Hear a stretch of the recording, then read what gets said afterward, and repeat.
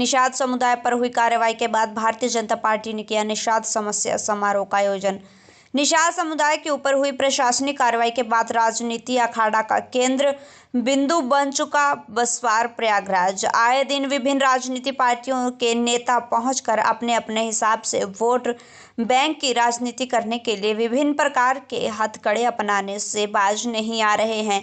पिछले दिनों प्रियंका गांधी के घटनास्थल पर पहुंचने और कांग्रेस के 10 लाख की आर्थिक सहायता देने के बाद राजनीतिक सरगर्मी और बढ़ गई है। इसी कड़ी में आज भारतीय जनता पार्टी ने भी निषाद समस्या समाधान समारोह का आयोजन किया, जिसके अंतर्गत वर्तमान भाजपा सांसद रीता जोशी एवं राज्य सरकार में मंत्री सिद्धार्थ नाथ सिंह सहित भारतीय जनता पार्टी के दिग्गज नेताओं का जमावड़ा बसवार प्रयागराज में देखने को मिला। इस कार्यक्रम में निषादों के ऊपर हुई कार्रवाई के बाद उत्पन्न हुई समस्याओं को सुना गया और उनकी समस्याओं के निराकरण के लिए राज्य सरकार की ओर से भारतीय जनता पार्टी के नेताओं ने आश्वासन दिया एवं लोगों को आश्वस्त किया कि आप लोगों को पूरी मदद की जाएगी। पहुंचे थे और यहाँ पर पहले प्रियंका गांधी भी आ चुकी हैं और क्या हो रहा है, क्यों निषाद वोट बैंक वाड्रा और कांग्रेस के नेता आए जाए कोई आपत्ति नहीं, ये लोकतंत्र है। मगर जब आए थे तो ये बता देना चाहिए था एनजीटी किस कारण जो प्रॉब्लम हो रही है, वो एनजीटी कानून किसने बनाया था? वो मनमोहन सिंह की और सोनिया गांधी जी की सरकार थी।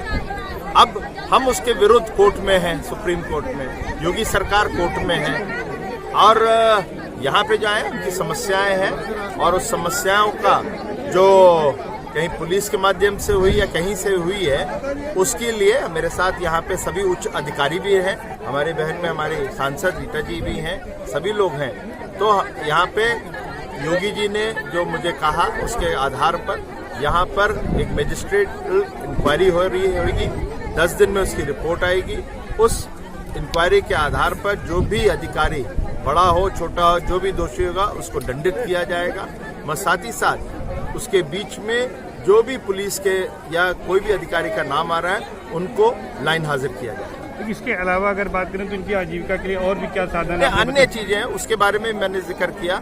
आजीविका के उनके लिए अन्य साधन है जो सरकार, योगी सरकार और मोदी सरकार लेकर आए हैं। उसमें उन लोगों को 10 साल के लिए पट्टा दिया जाता है तालाब का और उसके पट्टे के साथ साथ उनको पैसे भी दिए जाते हैं।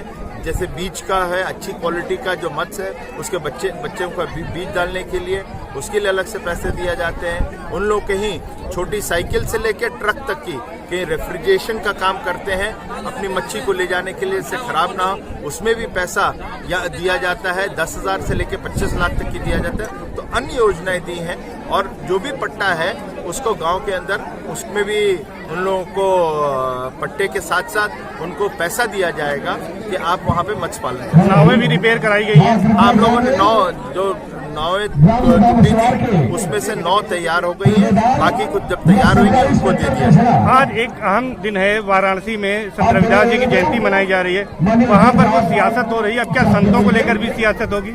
देखिए, जो सियासत करने गए हैं वो बहुत पहले से करते आए हैं। उन्होंने बड़ा प्रयास किया, जनेऊ तक की पहन लिया और दिखाना शुरू कर दिया, मंदिरों के चक्कर लगा गए, मगर जनता जो है वो काम देखती है और काम मांगती है।